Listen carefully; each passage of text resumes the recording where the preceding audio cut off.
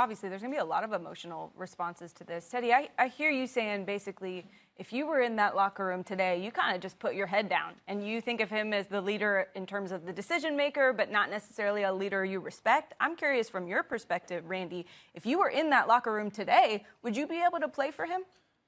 You know, to speaking of Teddy's point, you know, basically you hear us talk about we got work to do, we got a job to do, and that's to provide for our families. And Teddy hit it right on the head of just putting your head down and going playing football.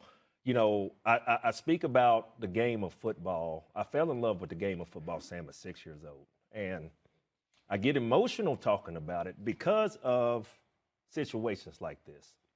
My civil rights were kind of messed with in high school over the color of my skin. And now being able to play 14 years in the National Football League, to have something like this of a leader. We talk about leadership. We give guys these big contracts because they want to be able to lead 70 men, coaches, equipment staff, and managers to the number one goal, and that's to win a championship.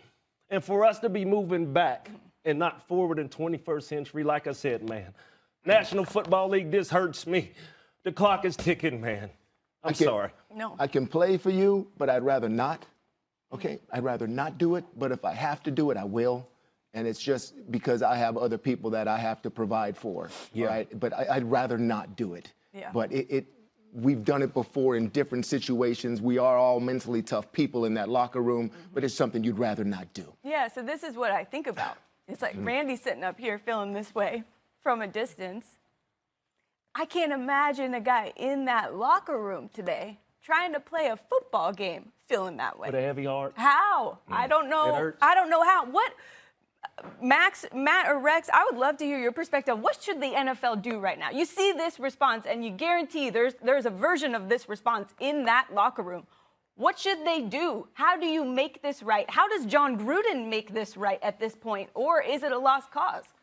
I'm at a loss for solutions, but I think the answer to that question probably comes from somewhere inside that locker room. In that Las Vegas. Are they still following him? I mean, that's a big question. You have the slogan of Al Davis talking about, you know, just win, baby. Today in Las Vegas, the slogan is must win, baby. So to be able to really see how this team responds coming off a loss and then having this week coming out with a heavy heart. All eyes is on Las Vegas. Yeah. Randy, I appreciate you just being genuine and honest. It's what we love about you. We've been through a lot, Sam. Yes, we have. Yes, we have.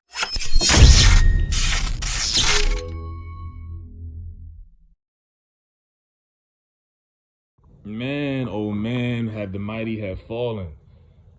Wow.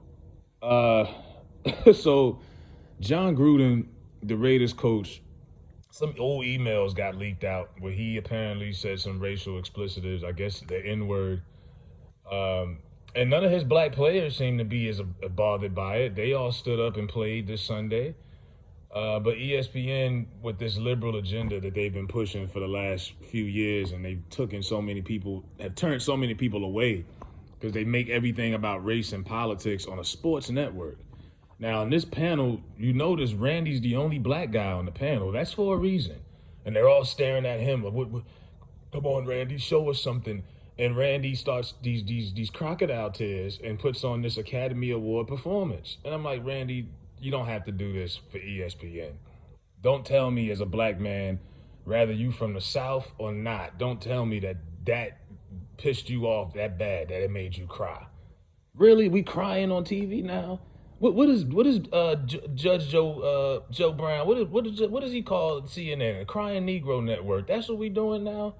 Van Jones, Don Lemon, Randy Moss. Let me tell you a quick story about Randy Moss. Right, when football in the '90s, my mom was a big Cowboys fan, so I had the starter jackets, the Cowboys stuff. I wasn't a fan, but I was more of a basketball kid. And then in '98, the Vikings drafted Randy Moss, and he was like watching a video game, and I just started watching football religiously after that. He really is what got me into watching football. So he's probably my all-time favorite receiver, you know. And to see him acting like this, I'm like, what? Because I don't watch these pregame shows anymore, so I didn't know nothing about this yesterday. And then I woke up and I said, hold up, Randy Moss, was he really crying, or y'all just saying that because he was complaining and bitching? He really cried. I'm like, come on, dog. The N word is a very complicated thing. Is it disrespectful? Yes. Was the word created to hurt us? Yes. It's probably the only word from 400 years ago that is still used to this day. It hasn't gotten played out. The word hasn't gotten outdated. Some white people don't understand how is it, they'll think it's hypocritical. How can y'all say it, but we can't say it? Things like that. Am I okay with John Gruden saying it? No. Do I think John Gruden should be punished or maybe suspended? They're not going to fire him. He just signed a 10-year contract with the Raiders. He's got the longest 10-year deal in the NFL. They're not going to fire him. He's the $100 million man. Maybe a suspension, a fine, and then you move on. I mean, y'all people just have to accept the fact that not only black people use this word. Other people use this word too, maybe in the comfort of their own home, while they riding in their car, listening to music. I've been to hip hop concerts, and I'm telling you, not everybody in the crowd is black, but when the word pops up in the lyrics, everybody's singing it. This is just what it is. And I mean, it's hard, it's painful, and it's much historic, stuff has happened behind that word. I mean, I didn't cry. I mean, I haven't even gone out of my way to look and read the emails from John Gruden. I was like, oh, okay. You know what I mean? John Gruden said the N-word. Am I surprised that a white football coach who is around a bunch of black football players, and I'm not surprised. A lot of them think this way about black players, to be honest.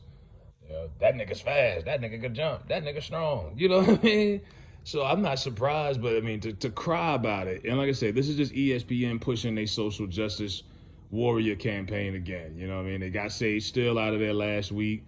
They don't know what direction they want to go. This network is a joke.